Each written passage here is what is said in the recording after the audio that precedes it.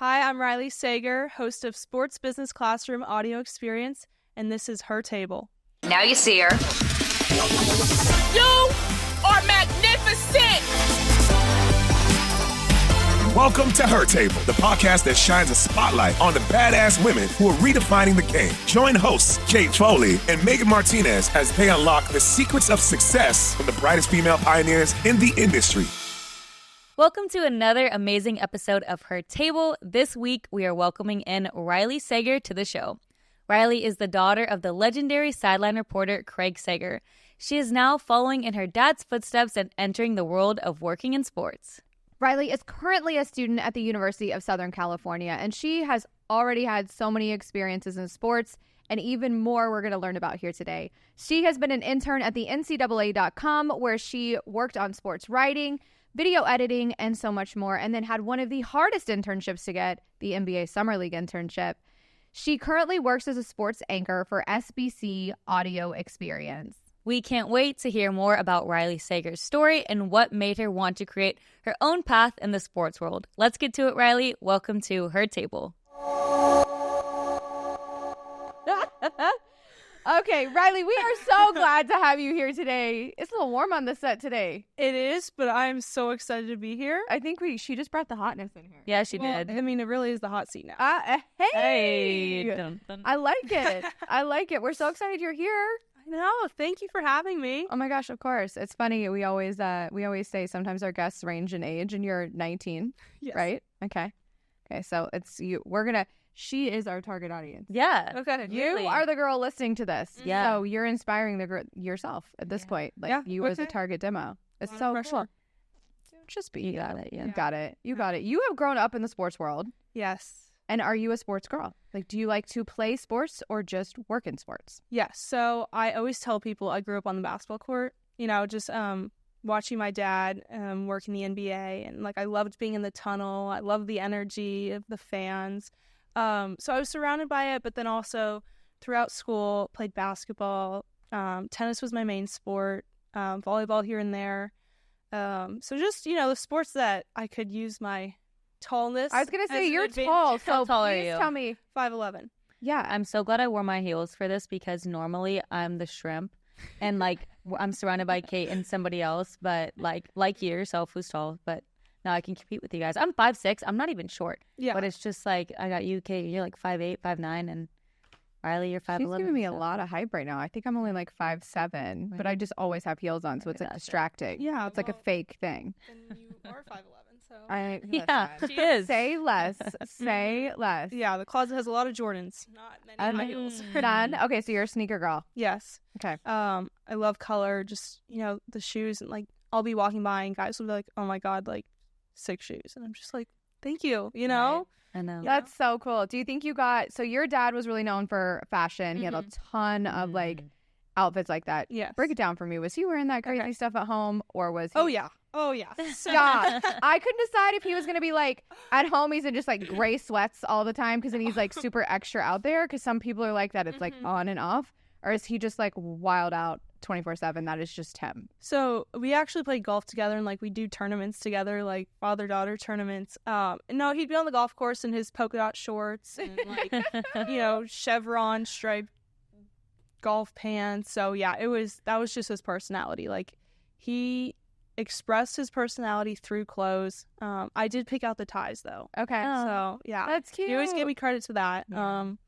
And so he coordinated his outfits around the team logo, the players, and the team colors. So I just picked out the ties, but he did all the other stuff. And now are you going to be following in his lead? When you're, already on the courts and everything, are you wearing these crazy outfits, or are you kind of staying in your own lane and creating your own? She's wearing pink for us today, Yeah, ladies and gentlemen. I kind of love it right now. I do love an all black, with accessories, Yeah. either jewelry or gold here and there. Do you? Definitely shoes. She's because I'm in all black. Oh. You're describing myself. I'm oh, do you know? With Tori? I'm yeah. Okay. She's just describing you, looking at you I don't know what to say, so I'm just going to say what Megan's wearing right now. No, I have an all black outfit, but I didn't wear it. I was that would be too much. Oh, all right. It would be the Kate show, just the two of us over Yeah, here. it's true. I would be True. oh, goody. Good to see you guys. Twins. Yeah. Twins. Okay, so are you going to get into like the super fashion, or are you more of a muted, toned down girl? I love a pop of color, but I like the shoes to be the main focus. Okay. You know? Okay. Very little unexpected. You look down and you're like, oh, you know, grab the attention. I don't know. Like, I haven't really figured it out yet. Yeah. Love shopping.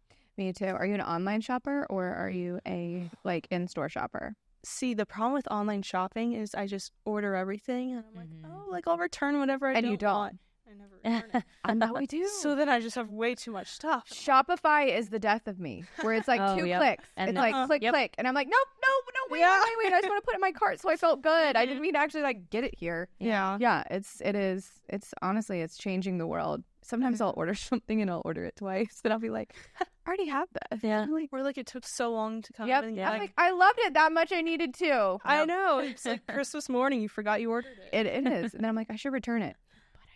But I don't. Like, I don't return it. What's been the most exciting thing for you as you've made this transition? I mean, I think one of the most interesting things, you're at USC. Yes. Fight on. Is, you know, you are in a place where there's not a lot of female sideline reporters. It's growing and it's changing, but you are really taking a path that is near and dear to your heart. Mm-hmm. Was that something that's like in tribute to your dad, or is it something that have always had a passion for, and it's just you know what I mean? Are you it's an opportunity you want to go down? Right. So I did grow up around it. I know the ins and outs of the industry. The NBA family, they're just the best people. Like, I feel so comfortable around them and just like walking into an arena. But I wanted to play college tennis originally. Okay. And then sophomore year of high school, I had a really bad back injury and I couldn't work out or play tennis for 2 years. So at that moment, I had already been doing like journalism stuff, writing articles for my school. But I was like, okay, you know, I got to rethink this. Like, college tennis is just not in my future. And I was like, okay, like, let's just go down this broadcast path. So sophomore year of high school, I was terrified, but I signed up for my school's broadcast production, WCAT. And I mean, the guys that were doing the commentating and the sideline reporting, I mean, it's an Emmy-winning broadcast. And so I was, you know, very scared. Mm-hmm. It was so intimidating. But I signed up. I was like, okay, you know, I can start small. I started off with a sideline interview. Actually, my brother was like co-hosting with me on the sideline, so that was fun. That's awesome. And then I just kind of got into it, and from there, writing for the school and doing like stand-up videos for the news, the weekly news, and then that moved to pregame and halftime for varsity football, and then hosting the sports report for the weekly news. So I just kind of like found what I like to do. I love being on air. What do you love about it? It's intimidating. It is. It's so intimidating. We've had a couple guests that are like, it'll shock you to your core because you'll be like, I cannot believe I just said that and I can't take it back. Yeah. And then I gotta keep talking and get this out of my head that I totally just messed this shit up, but I have to keep going. Yeah, and the producer like saying, okay, talk for 30 more seconds, and you're like, you have to like come up with something. On air, I love the way that you can express yourself because, I mean, I'm good at writing because I've practiced it a lot. I feel like it's just something that I've naturally been good at too. I enjoy doing it. So like when you have the care, then you know whenever you're doing something, you're gonna be better at it. Yeah. So I was always good at writing, but then on air, it's just a new level of being able to express like what you want to get across to the audience. Mm-hmm. You know, like they're looking at you, they can hear your voice, so it's really coming through in like the words you're saying and how you're presenting it. So I think that's the difference with on air, and it is exciting, intimidating, a lot of adrenaline though, so that keeps you going. You touched on writing, and you worked with the NCAA.com. Mm-hmm. Talk to us about like how you even got started with that. Kind of what advice you'd give to the girls in high school that are looking to follow in your footsteps. So NCAA.com, the studios were actually in Turner Studios in Atlanta, which is where my dad worked, and so I'd always go with him when I was younger. And so I just reached out, and I wanted to do something. This was junior year of high school.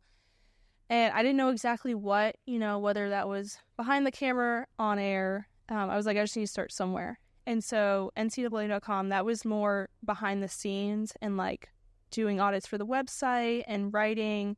I did do like a self stand-up video about a recap for, I guess, the 2022 March Madness. So it was a lot of behind the scenes and just seeing how, putting up the live stats and, what happened with this game and especially March Madness. Like, there's so much going on every day, 24/7. Oh, yeah. So it was very chaotic, but I just love having that information.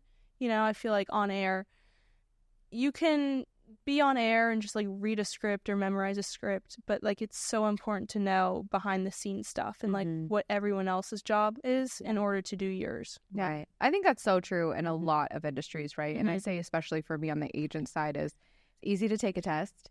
It's hard to execute the industry. Yeah. Because you can read anything you want out of a book and pass a 20, question test, but you have no actual experience. And I think a lot of what media is reps. It's literally just reps.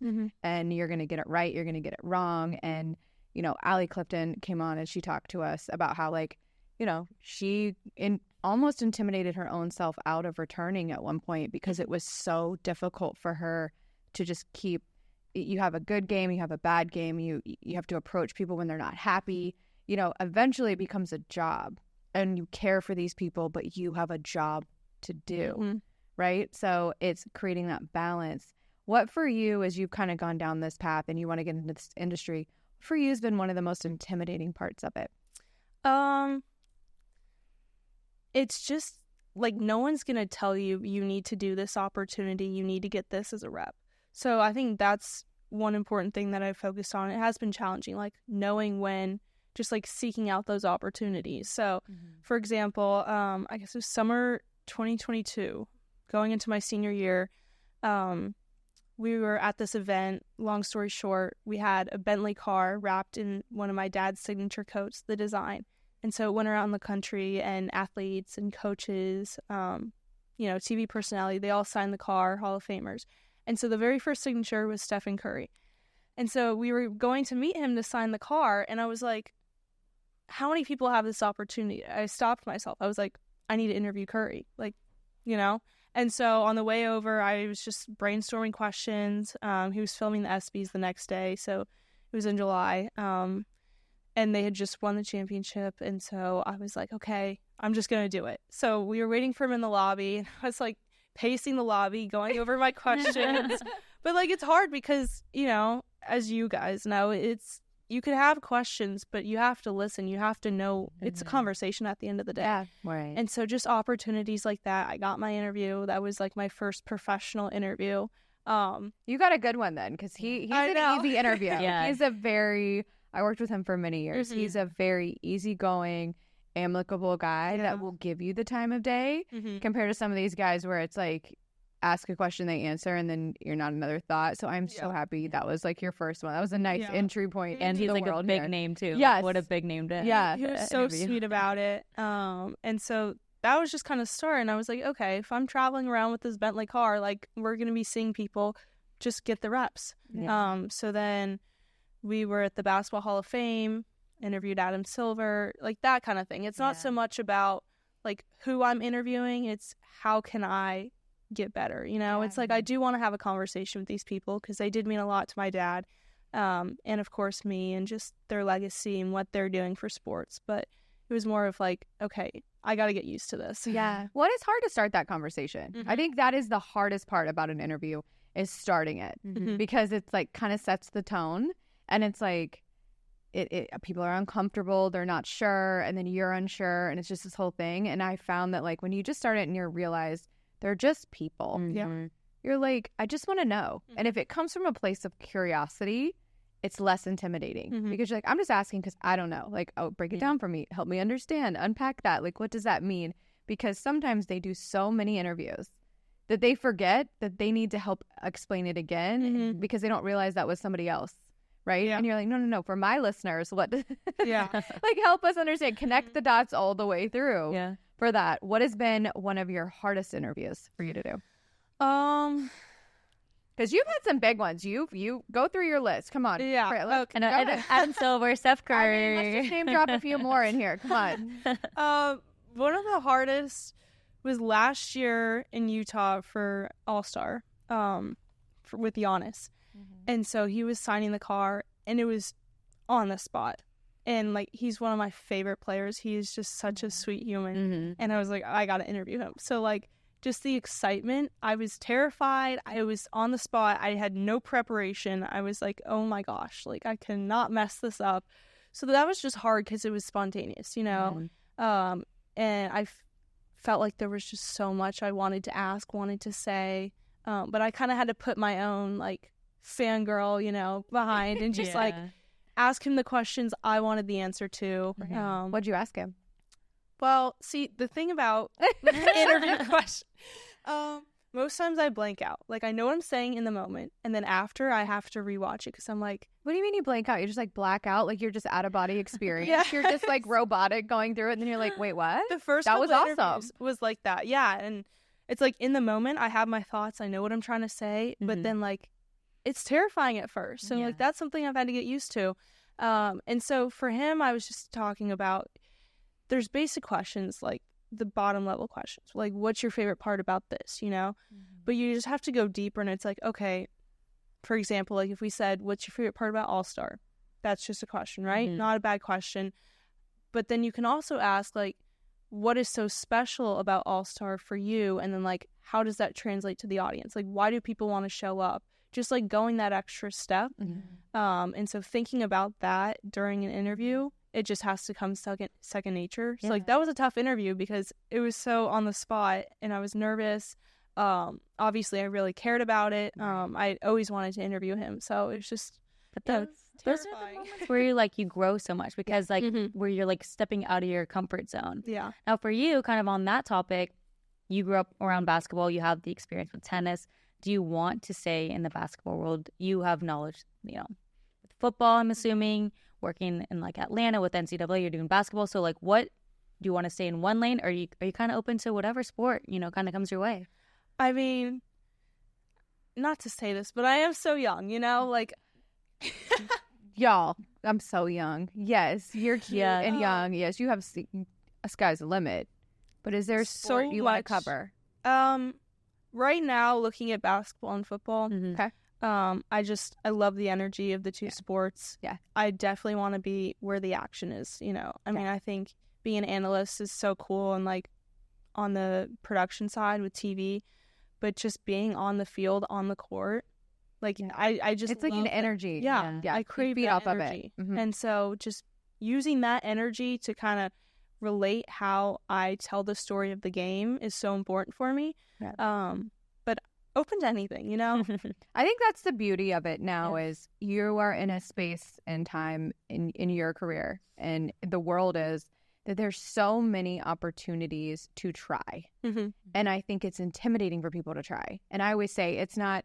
Somebody always is like, oh, should I get an internship? Can I get this? I'm like, I don't hire people based off internships. I hire them based off the character and experience. Because if you come to me with like 30 different things, I'm like, damn, you got like 30 different ways of trying. Who knows how this is going to play out? But if you're like, I just did this one thing for 6 months, you're not opening yourself up to be curious and learn and grow, because you might learn one thing from football and one thing from basketball, and you're like, oh, I did this here and it worked, or, oh, that's great, I'm going to take it here. And I think you, especially at USC and the programs you guys have there, are so blessed to be in a place that you can get experience, but also you can get classes that are applicable to how you want to grow as a person in your career. Yeah, I was so grateful in high school to have WCAT because I could do anything. So, like, there were some days where I was doing camera for 4 hours for the football game. Was it the most fun job? No, but like I was on the field, I got to see the plays, and it was so important because, you know, every job like that matters. Without that, you can't do the show. For sure. So I think now, whether I want to go on air or something else, it's important to know like how to do other things. And so when I was building my reel, I have the interviews for the reel, but then I had to learn how to put it together and like, you know, merge clips and that kind of thing, the video editing.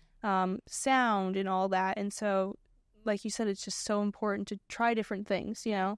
Like, you can have a passion, you can stick with one interest, but, you know, explore a little. Yeah, learn the business. Do you feel like for you, you know, there's already a lot of pressure for women in sports to come into this space and perform, be educated, and kind of lead. Do you feel a little bit more pressure because of your last name to kind of execute faster? And is it something you have found that you embrace now, or something that you are like, okay, I'm still learning how to navigate this? I think it's definitely a blessing. I mean, learning so much from him, but also like having the connections, like introducing myself. If someone doesn't know me at first, and then like I introduce myself, they're like, oh yeah, and they're much more like open and welcoming. So I'm very grateful for that, and just like knowing the people. Everyone's amazing, and so they've been very kind to me, so I'm very lucky for that. Yeah, I'm sure there's pressure. I don't focus on it though. Like I try to do my best, and whatever I'm doing, preparation is key. Like for example, if I'm doing an article on USC men's basketball, like I can do the 3 or 4 interviews post game and write it during the game, but like I will study stats for like 6 hours on Sunday just so I know the game. Because like once you see the stats, then you can watch the game with a different perspective. You can see how things are moving on the court. You can look at the box score and like see different trends and that kind of thing.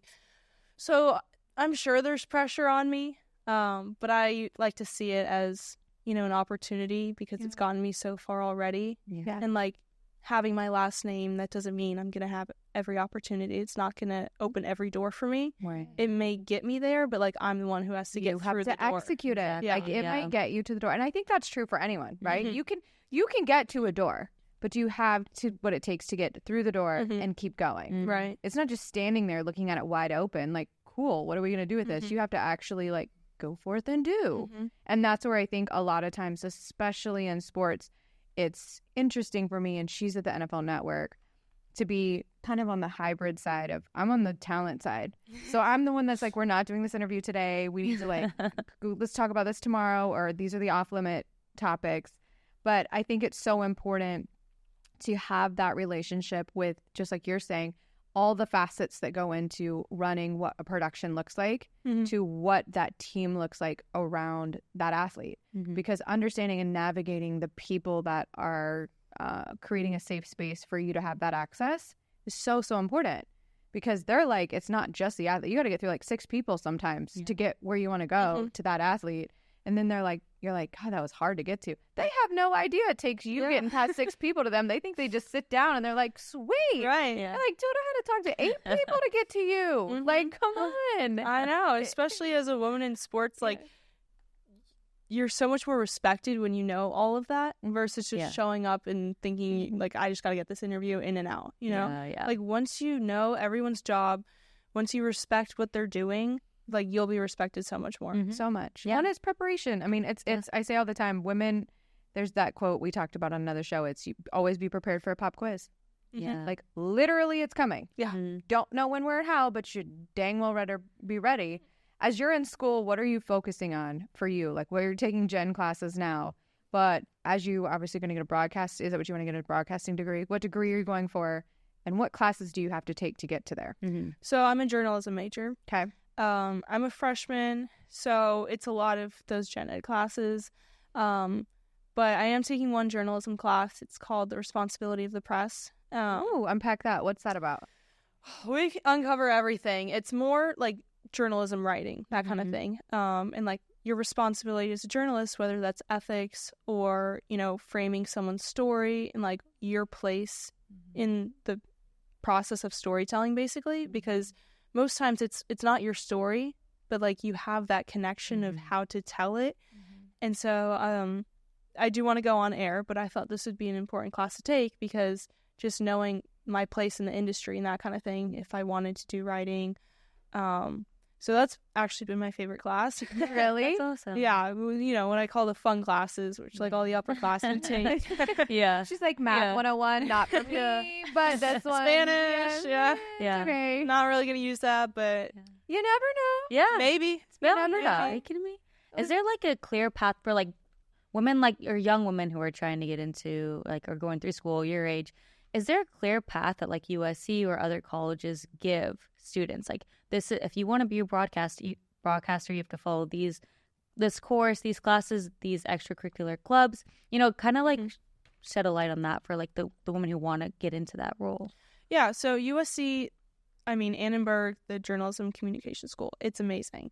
One of the best in the country, and so that's why I chose USC, actually. And I think, yes, there's courses that are going to teach you things, and the professors are amazing, and a lot of them have been in the field, have their own experience that they can teach you, but it's what you do outside the classroom. Like you can do all the assignments and, do an interview for your project, but like you have to be the one to discover the things that you're not going to find in the classroom. Right. So it's not a clear path, it's not like take these courses, do this outside. For me, I've just tried to do everything, whether that was the, internships we mentioned from high school or now. I wanted to cover men's basketball. Like that was my priority. And so I was actually abroad first semester of freshman year. And so I just came to campus in January and I was like, okay, what's available? What can I do? And so they're like, okay, you're a freshman. Like you got to work your way up basically, show that you're committed, that kind of thing. So I did do a basketball article, but I've also been covering men's tennis and volleyball and baseball, just trying to show them like wherever you need me, like I'll be there, I'll cover Swiss Army knife. Yeah, exactly. I have the assets that you need, whether it's something that is my focus or not, that doesn't matter. I'm going to do everything so that I can do what I want to do, and then if that's covering basketball, then I'll prove I think can that's cover so basketball. important for you because I think it's easy for people to say like, oh, of course she wants to do basketball. Yeah. Right. And you're like, got it. No, Thank you. So, but I think it's important for you because you can recognize that and be like, okay, someone could say that. So I'm going to go in addition to that and say, no, not going to give you that opportunity to say that. I'm going to go over here and cover these other things so that I'm multifaceted and I can plug and play because you never know when you might have to plug and play. And it's that shining moment that's defining your next step. And I think that's what's so cool about sports is it's much like an athlete and a time and place on a team. Like literally the team could suck for 5 entire years. And then all of a sudden the right puzzle pieces fit together and they're winning the championship. And you're just like, what? Like it's fascinating to watch these teams build. And I think especially one of the most aware communities is broadcast and journalism of how many people it takes to actually go on air. I mean, literally, this podcast has like 5 people running it. Yep. Yeah. Literally. Like it doesn't happen without Casey and Morgan and everyone else in production, not our babbling heads. And we're not even live. Yeah, like the people doing it. And then you look at what is live take, what is written take, what is an editor take. Like it's not just one person making it happen. And so I think it's so interesting for young girls to understand you might see Erin Andrews, but who are the 10 people producing Erin Andrews? That doesn't mean she is not living her truth. It just means it takes camera people, wardrobe people, makeup people, producers, Editors, showrunners, editors, right? Like camera operators. It takes a lot of people to get what you see. Yeah. But the regular person just sees the one lane. And I'm like, no, there's so many people. Like, it's funny when I see people who go to events, like you mentioned All Star, and they watch it on TV. And they're like, this event is so amazing. Yeah. And I'm like, it is. But then when you watch it live, you're like, this is not what I watched at home. Because they're seeing the edited cut version. And we're seeing like stages broke down and people running around. And there's no commercial break. You're just running in arena ads during the TV break. Like, it's a different experience for the viewer at home than the viewer live. But it's the same for broadcasting. It's the same experience in arena and on TV. It's not any different. So it's all a mechanism of what your perspective is. If you weren't doing journalism and broadcasting, what would you be doing? Well, besides tennis, I don't know. I love storytelling. So writing in any way. Science was always one of my favorite classes when I was younger. What part? Like which class? Science, class? yeah. I love the experiments. So like I always bothered my mom and my nana when I was younger, just like, putting random crap together, making a science experiment for Like, she's the one that always won the like science fair, and you're I like, did. how did you? Did you really? Didn't you? She so did. I'm like, how did you make that? Yeah. Like, where did you think that up? That's I'm like, impressive. Yeah. yeah, I was never that kid. third grade. either. I'm like, God, we gotta do this again every year. I know, like, I used why? all my brain power last year for this one that didn't win. Well, I just love being creative, and like whether that was art, painting, I think broadcasts a lot of creativity, but I just always want to do something like that. So Yeah. science, I could be creative. I could design my own thing. With art, just those hobbies that I still like to keep. It's just how I can express my creativity. I would never go into art. I have so much respect for artists, but I could not do that. I need the energy of other people. And so sports, I've seen, it's just so much energy. It's amazing. Storytelling. So Yeah. You gotta go. No, I was going to ask, like, for you, like, how do you see women in sports right now? Like, how do you see that growing? And, like, obviously, you're young in your career, you're in your first year of college, but are there a lot of other women looking to have, like, a similar role? Are you guys supportive? And what's that like in college? Obviously I'm a little far removed from that stage, but, kind of touch on that. See, my college experience with sports, I'd say it's only really 2 months. Yeah. The tough thing about Paris, it was amazing, travel was amazing, but there wasn't the opportunities for broadcast, for journalism. And so for me, I feel like college started 2 months ago. And so just noticing that there are people who are doing stand-ups and writing, and USC really has everyone, every kind of person who wants to do everything, whether that's broadcast or something else. And so I think that's a great part about the school is like you can meet everyone, you can connect with those people. In high school, I started off doing sports reports, so this was senior year by myself. So it's just me. I kind of took over. And then one of my close friends and doubles partners, actually, Kate, she was like, oh my gosh, I'm so interested in that. And I was like, wait, really? Like none of my friends had been interested in that kind of thing. And so I bonded with her over it, and she was like, I'd love to watch you film the sports report. And so like the next week I threw her on the desk, and from that moment until I graduated, like we did it together, side by side on the desk. I know.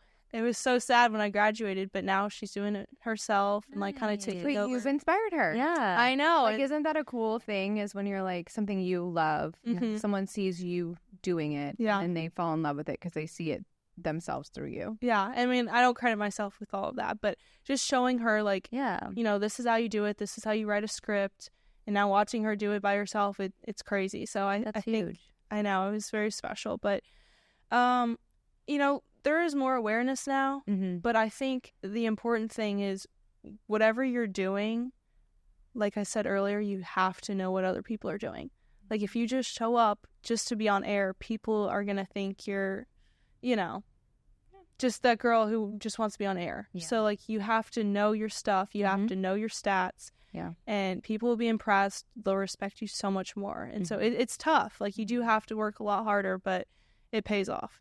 I think that's honestly, I think for me, especially in my career, is you have to work really hard and you have to be ready for people to doubt you. You have to be ready for people to push you to go a different direction than what you feel you should be going. And you're like, no, like I don't want to do that. I want to do this and I can do this and I should do this. One of the things I've tried is like better self-talk, where it's instead of it saying like, well, should I do this? And it's like, hell yeah, I should do this. Why am I not doing this? Like, what would I say to Megan if she came to me and said, I wanted to just be like, yes, girl, go do it. But then I find I don't say that to myself. Yeah. Being in the position you're in and you're kind of navigating such high profile opportunities to really running your own show, right? You're doing all of it. Editing probably when you were in high school, doing all the editing, reporting, notes, all of that. You've kind of parallel pathed those things. Do you think that one has been influenced by the other? I think my writing background has definitely helped just to prepare me. And like, especially as a woman, like you have to be prepared. Like you said, expect that doubt. Like it's going to come. And so the more confident you are, the more prepared you are, like the less that someone else is going to doubt you. Like if they see that you're confident, then you're kind of closing that gap, that room for them to doubt you, you know? Whereas like if you're unsure of yourself and your own abilities, then they kind of have the right to be because they're expecting it from you. And so, like, the more other skills you have, like writing and camera and all that, then the more prepared you feel, the more confident you are, and then the more respected you'll be. I use that same mantra. Kobe told us one time, it was at All-Star, and they all have to walk places, and it's insane. They get stopped. You can't go anywhere. Like it's just. But Kobe was always able to just walk through 1,000 people and get to the other side.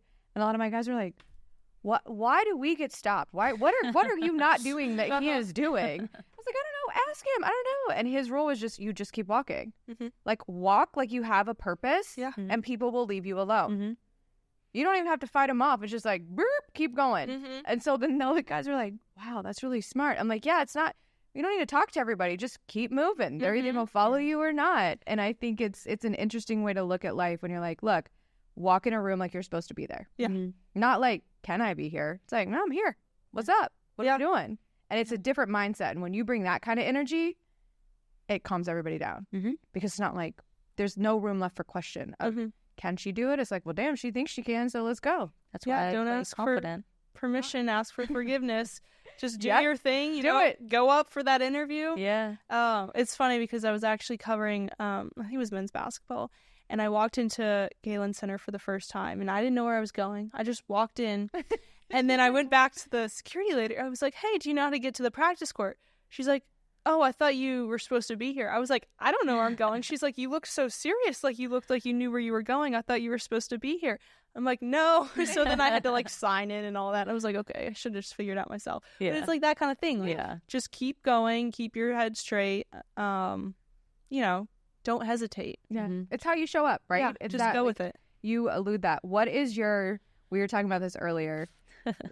What is your like hype up song?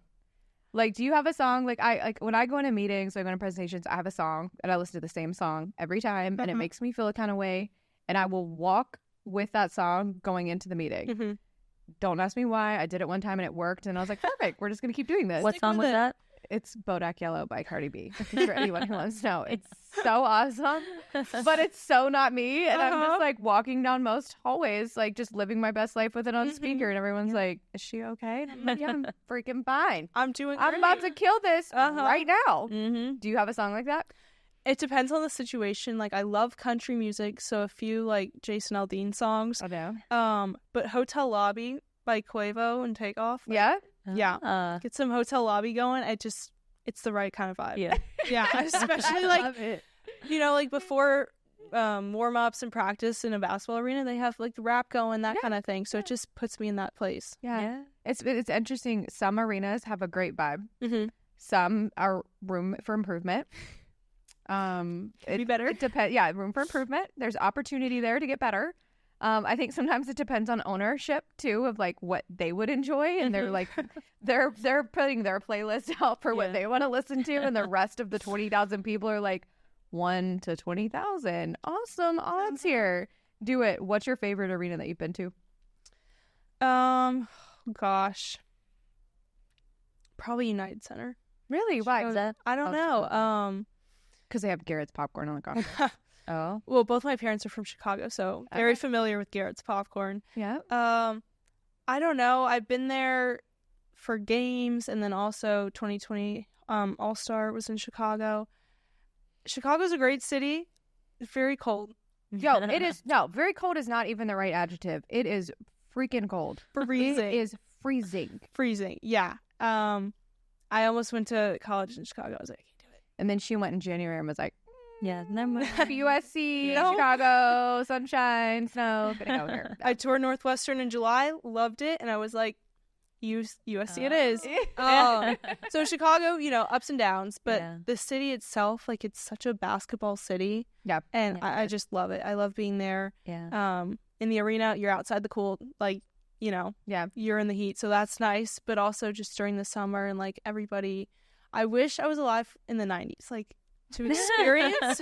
Oh, okay. Please run that back, production. She said, "I wish I was alive in the 90s. Well, we were there. What would you like to know? Yeah.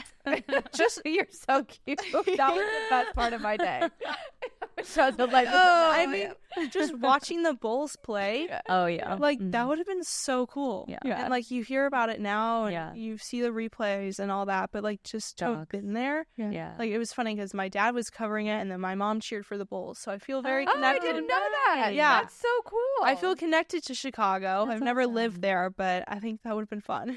What about, like, you talked about Giannis was like such a dream interviewer, but like, do you have anybody that you would, that's like the ultimate dream person you want to interview? If we could genie anyone in here, Yeah, who would it be? Be careful because there's a door over there that we might just. I open know. up. I know. This isn't Ellen though. Gosh, there's so many. In basketball, Kevin Durant was always my favorite when I was younger, growing up. When I played basketball, my number was 35. Nice. And so I think right now, I try to get him at All-Star, but you know how they are, always running. So There's always a Kate there, like, yeah, sure, come, yeah, we'll get him later. And you're right. like, girl, come on. I know. There's a long list. I mean, Serena Williams and just tennis. She'd be fantastic. Yeah. They're really cool. That kind of perspective. I saw her. I went to the 2012 Olympics in London, and so playing in Wimbledon. That's so I know. cool. When I was second grade. Oh my god. So I've grown up watching her, and especially just playing the sport, that kind of thing. Yeah. There's so many people, but I think it's really special to interview those people who you watched growing up. Yeah. And that you've kind of been tied to. Yeah. But then also like the new players, the new people who are kind of paving a new route in sports. It's also important. Who do you want to interview that is not an athlete? Pitbull, actually. What? Why? Break this down. Break this down. I mean, I love Pitbull. That's also He's another hype. like 5'2". Is he? Oh, he's on the there's an opportunity for him to be very short. Yes. Really? I did not know he was that short. With so much energy. Yeah, he's really short. Ja Rule's really short. Kevin Hart. Kevin Hart's very short. Ludacris is I didn't know that. too. Okay. Yeah. Well, it's funny because you always see them, but again, like in the world of basketball, everyone looks the same size till you're standing next to them. Yeah. And you're like, you didn't look this big on TV. Yeah. Like you looked regular size, and you're like, hello, good to see you, way up there. Okay, Pitbull. Okay, so love his music. I've been to a few of his concerts, and he's just so motivational, you know? Yeah. And I don't know if you guys are familiar with Tony Robbins, but like that kind of mindset and just doing your own thing, like life's short. Like he just has such good mantras and lessons to live by. So like, yes, I love his music, but then just the energy too. Yeah. That's awesome. I love that. That was not what I was expecting. Me either. I was not expecting Pitbull. That was not the answer I thought you were going to get. And quick too. You're like, ooh, Pitbull. Yeah. So we're going to put that in the universe. Yeah. We want to have Pitbull. Well, Pitbull, come on her table. Let's do it right here. There's a nice seat next to her. You can just do it right now. Throw it on the vision board. All right, listen, I'm with it. I'm totally with it. What do you think for you has been one of your biggest challenges? It's tough because I kind of always knew what I wanted to do, but then it's just like, how do you execute that? You know, like how do you show up?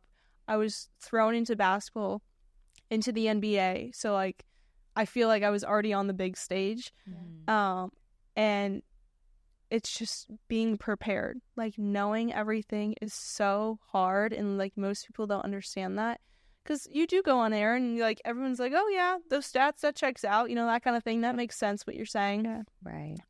So just like figuring it out by myself, and not having my dad there, you know, like I grew up when I was younger, but then after he passed away, I'm like, okay, I kind of have to think, what would he say? What would he tell me? And so it's hard because I think, you know, I wish he was here, but then also like if he was here, he could be telling me these things. So kind of figuring that out on my own and just going back to when I was younger and trying to remember, you know, what I learned from him. So that's been the toughest, just not having him there. I think it's really cool to hear you talk about it because it's a nice gut check of I do that with my dad actually, and I'm like, what would my dad tell me to do? Yeah.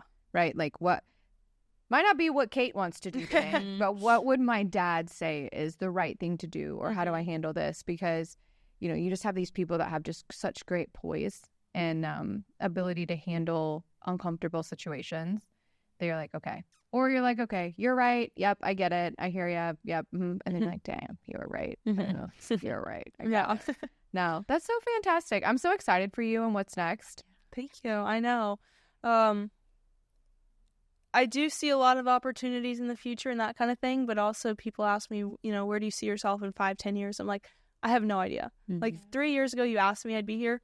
Never would have, But that's okay. I think so much society puts so much pressure, and I felt it when I was younger, of like figuring it out so early. And I have found oftentimes you will find what you don't like faster than what you do like. Yeah. And that is a great thing too. Yeah, there's so much information in doing things you don't like, because then it leads you to what you do want to do. And, maybe you don't like it, but then you're actually good at it. So you can somehow throw it into what you do like. Yeah. No, for sure. You're like, I didn't think I was going to like it, but like that actually wasn't that bad. Yeah. And it creates a space for you to grow as a person. And I think, especially in broadcasting and in journalism, you share so many stories and there's a responsibility. It's funny, there's a class like that. I mean, you are impacting people's lives, good or bad, based on your ability to tell a story. And it's your story that you're telling of their story. So it's like a story of a story of a story, right? And sometimes that's really bad and sometimes that's really good. And I think, the more media that is out there that is approachable and understanding and views athletes as people, the better they're going to be with media, because it's an invasive space. You're on a platform you can't get back. Yeah. And so you're like, great, another person to tell my story. Do I trust you or not? And gaining that trust, how do you feel like you've been able to accomplish gaining that trust, or want to have the opportunity to gain athletes' trust to put on your career path? I mean, a lot of that is because of my dad. They trusted him so much, and he had so many stories that he would never tell anyone, or just the players, and he saw it all. And so I think now the biggest thing you can do is just care, because when you ask those thoughtful questions, the players are gonna know. It's not those surface level questions that anyone could ask. Sometimes I do watch broadcasts and I'm like, okay, that was kind of expected. Because when you're in that, you kind of critique it yourself. The people on TNT and NBA on TV are just amazing. So I try to learn from them and just how they speak to the players. But if you care, they'll notice. And that's how you build the trust. Is there a broadcaster that you kind of look at for guidance? Right now, Allie LaForce. She awesome. Just had a baby and now she's back working. I think she's so impressive. I saw her at All-Star. That was the first time I met her a few weeks ago. She was so sweet. Just people like that who do it because they love it, Doris Burke, I met her a few years ago. Actually, it was either All-Star or Summer League. I'm not sure. But the TNT family, they're so amazing. Everyone. They've made news fun. If you watch Shaq and Chuck and Kenny, and then Instagram now. No, what's oh my gosh, you didn't hear that? No, what happened? Chuck on Instagram. What? He gave him an Instagram. Who allowed that? Olivia said okay. I'm surprised. Olivia, and then we're like, yeah, no. He was always against it, but now he's on Instagram, and I love seeing those reels. Inside the NBA, they're so fun. Well, it's fun to watch. Yeah. It's so fun. It's creating a space for people to enjoy it. Yeah. Well, it has been so amazing having you on the show. We're so excited to see what you do next. Thank you guys for having me. It's been a blast. We will watch it and check out your show, SBC Audio Experience. Yes. You're on deck. So maybe we'll have to come join you on your table and we'll flip the script on you. We'll flip the so much fun. We'll be on the hot seat then. Exactly. Amazing. Well, thanks so much for joining us at our table. Guys. I loved having Riley on the show. She is such a joy. She's a light, she's a bright light, and she has such a bright future. And just the fact that her dad is Craig Sager, he's this amazing broadcaster, iconic broadcaster. And, he's helped her open doors in the NBA and just in her career in broadcasting.